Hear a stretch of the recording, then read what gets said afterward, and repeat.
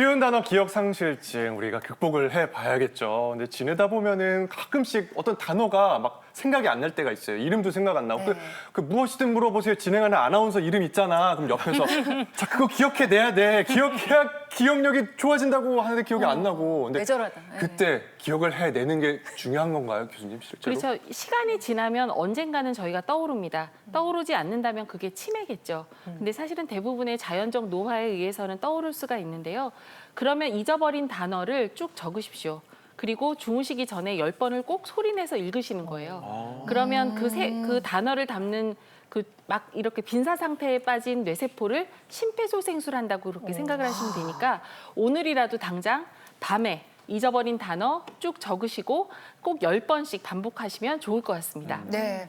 참고로 무엇이든 물어보세요 진행을 하는 아나운서 이름은 이제 이재성 아나운서. 잘 해주시면 좋겠어요. 김재성, 박재성 아니고요. 이재성입니다. 네. 네.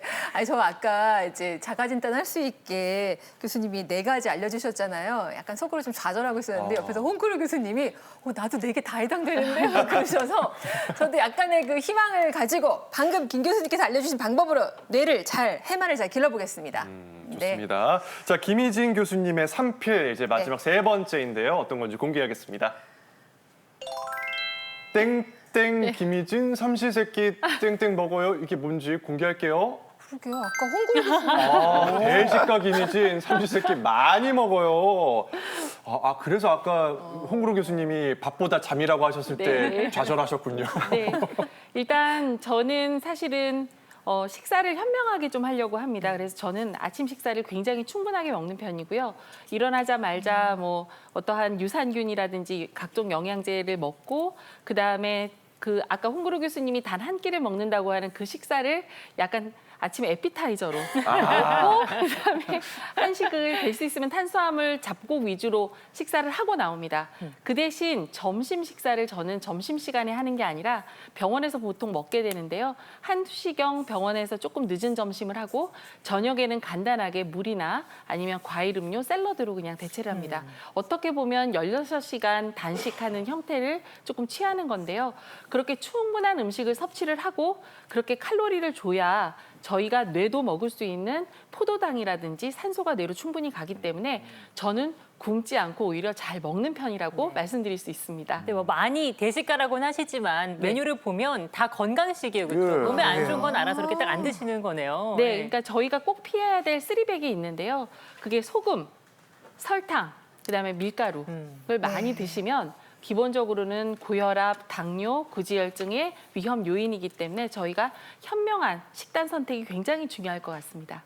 네. 뭐 좀 팁 같은 게 있으면 좀 알려주시면 좀 좋을 것 같은데 이런 거 좀 챙겨야 된다. 네, 저 야채를 많이 드시라고 하잖아요. 사실 네. 우리가 일일에 뇌에 필요한 야채는 이만한 접시에 5접시라고 알려져 있어요. 근데 요새 채소값 되게 비싸잖아요. 그러니까 한 접시 정도는 충분하게 드시고 그다음에 견과류. 아까 견과류 잠깐 나왔었는데요. 그 안에는 뇌에 좋은 DHA랑 EPA라는 성분이 있어서 견과류를 적당량 드시는 것도 뇌 건강에 굉장히 도움이 됩니다. 네. 자, 오늘 이제 마무리할 시간이 다가오고 있는데 네. 교수님들께서 가장 뭐 하고 싶은 말씀이랄까요? 진료실에서 못다한 이야기 잠시 할 수 있는 시간 좀 드릴게요. 우리 김 교수님부터 주세요. 예. 저는 그 흉소암을 알았지만 제 전공은 이제 대장암 전문입니다. 네. 그래서 한국에서 그 대장암 발생률이 어느 나라보다 높고 그래서 OECD 국가 중에서 1위에 해당합니다. 그래서 대장암을 예방하기 위한 여러 가지 방법 중에서 네. 그 50세가 이후에는 5년마다 한 번씩 꼭 대장 내시경을 받으시고 변 보고 나면 한 5초 정도 변을 확인하는 거 이 굉장히 중요할 것 같고요.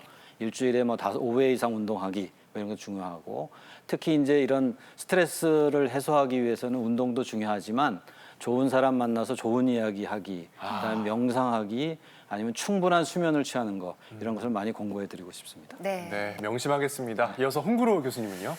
네, 저는 그럼 심혈관 건강 지키기 333으로 하겠습니다. 네. 33. 네, 혈압, 혈당, 또 체중 꼭 3가지는 자주 체크하시고요. 네.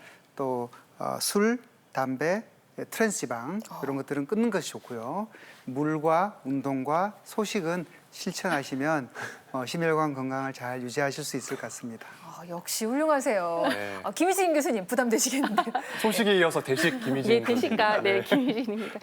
저는 3필이죠. 뭐 첫 번째로는 걷고, 두 번째로는 잘 쓰고, 그다음에 세 번째로는 현명하게 맛있게 드셔라. 저는 이렇게 마무리하겠습니다. 네. 자, 저희 티버 통해서 퀴즈 3문제 드렸는데요. 정답 알아보겠습니다. 장수연 아나운서가 전해드립니다. 네. 자, 티벗 퀴즈 정답 바로 발표하도록 하겠습니다. 첫 번째 질문이었죠. 최소한의 부위만 절개한 후 복부를 카메라로 보면서 하는 수술은 1번 내시경, 2번 개복, 3번 복강경이었는데요. 자, 시청자 의견은 무엇이었을까요? 네, 3번이 압도적으로 많았습니다. 오. 김병천 교수님 정답 발표해 주시죠. 예, 답은 3번입니다. 네. 예, 복강경 수술은 기존의 개복 수술과 달리 몇 개의 구멍을 뚫어서 안에 수술하는 그런 방법을 말합니다. 네. 자, 그러면 두 번째 정답 발표하겠습니다. 수축혈압 140 이상, 이완결합 90 이상이면 고혈압이다. OX 선택은 무엇이었을까요? 확인해 보시죠. O가 확실히 많습니다. 홍걸 교수님 어떤가요? 네, 맞습니다. 네. 진료실에서 측정했을 때 수축기 혈압이 140, 이완기 혈압이 90 이상이면 고혈압으로 진단받을 수 있고요. 다만 집에서 자가혈압을 쟀을 때는 조금 다릅니다. 집에서 평온한 상태에서 쟀을 때는 135에 85 이상도 고혈압일 수 있기 때문에 두 가지가 조금 다르지만 병원에서 재셨을 때는 140에 90을 이용합니다. 네. 네. 그럼 자, 전 그럼. 단계 뭐 이런 것도 있죠. 네, 정상 혈압은 120에 네. 80이죠. 정상적인 혈압과 고혈압인 140, 120과 140 사이는 고혈압 전 단계라고 해서 고혈압이 될 가능성이 많기 때문에 수시로 한번 검사를 좀 해보시는 것이 좋습니다. 네. 네. 자, 3번 정답 바로 발표하겠습니다. 치매 의심 증상이 아닌 것이었죠. 1번 후각, 2번 보행 이상, 3번 소화불량이었는데요. 시청자 의견은 네, 3번입니다. 압도적이죠. 어떤가요, 김희진 교수님? 네, 정답은 네. 3번입니다. 모두 다 잘 맞춰주셨습니다. 네, 저희가 일단 뭐 보행 이상이라든지 후각 이상이라는 이상이 생기면 이게 치매가 오기 전에 2, 3년 전부터 온다고 알려져 있습니다. 그래서 이런 증상이 있으면 꼭 전문가 선생님한테 확인을 한번 받으시면 좋을 것 같습니다. 네.